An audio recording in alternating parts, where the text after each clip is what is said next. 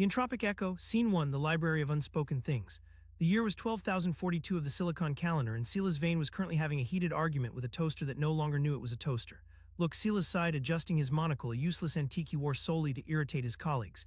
You take the bread, you apply thermal energy, and you produce toast. It's a foundational contract of the universe. Don't go existential on me now. The toaster let out a puff of gray static. Its chrome edges began to blur, turning into a soup of unrendered pixels. I am a concept, the toaster whispered in a voice like grinding glass. I am a warm-making rectangle. Poof, the toaster vanished. In its place was a hole in reality, the shape of a kitchen appliance. Silas stared at the empty space where his breakfast had been and rubbed his temples. The static was getting worse. Silas lived in Aethelgard, a city ship orbiting a dying pulsar.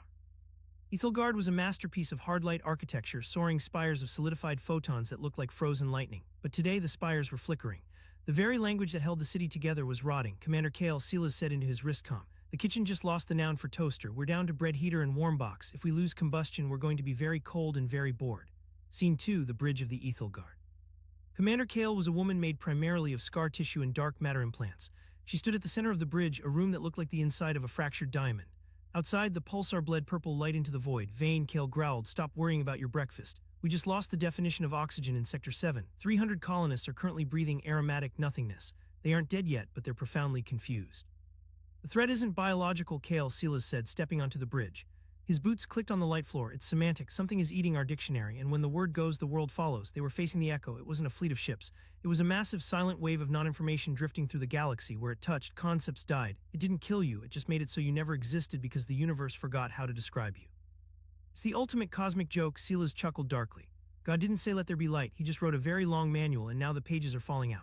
Scene 3, the descent into the pulsar. To stop the echo, they had to dive the ship into the heart of the pulsar, the reset button of the sector. The descent was a psychedelic nightmare. The walls of the ship turned into liquid poetry. Silas watched as his chair became a sit object, then a four-legged support, and finally a puddle of potential support.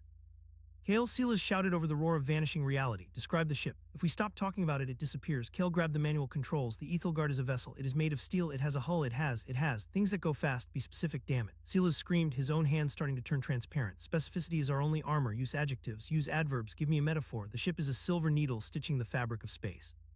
Kale yelled, her face contorting with effort. The ship solidified. The power of human observation, of naming the world, was the only thing holding them together, but they were fighting a tide of infinite silence. Scene 4, the heart of the core. They reached the pulsar's core. It was a sphere of pure blinding white, the source of all local data. Standing there was a figure. It wasn't an alien. It was a reflection of Silas himself, but blurred like a smudge on a lens. Who are you? Silas asked, his voice trembling. I am the end of the sentence, the figure replied. You have named everything, Silas. You have categorized the stars, weighed the atoms, and filed away the mysteries of the soul. There is nothing left to say, and when a story ends, you must close the book. Silas felt a profound sense of weariness. The humor was gone. This wasn't a monster to be fought. It was the natural conclusion of a universe that had run out of new things to describe. But we aren't done, Silas whispered. You have so many more words. No, the figure said softly. You are just repeating yourselves now. The echo is just the universe's way of saying SHHH. Scene 5, the final echo. Back on the bridge, Kale was fading. The stars outside were no longer stars. They were just points of light, then glimmers, then nothing. Silas, Kale whispered. I can't remember the word for what we felt, when we looked at the pulsar together. Silas looked at her. He tried to say love. He tried to say wonder. He tried to say hope, but the words weren't there. His throat produced only static. Silas reached for the reset switch. He realized the echo wasn't a virus. It was a mercy. It was the silence between the notes of a song that had gone on too long. He didn't flip the switch. Instead, he sat down next to Kale. What are we? Kale asked, her voice almost gone. Silas smiled, a final dark flash of wit crossing his mind. We are a typo, Kale.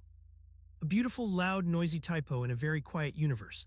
The lights of Aethelgard went out, not because the power failed, but because the concept of light had finally been deleted. Silas Vane closed his eyes. He tried to think of his own name, but the letters were already drifting away like autumn leaves in a wind that didn't have a name. The end.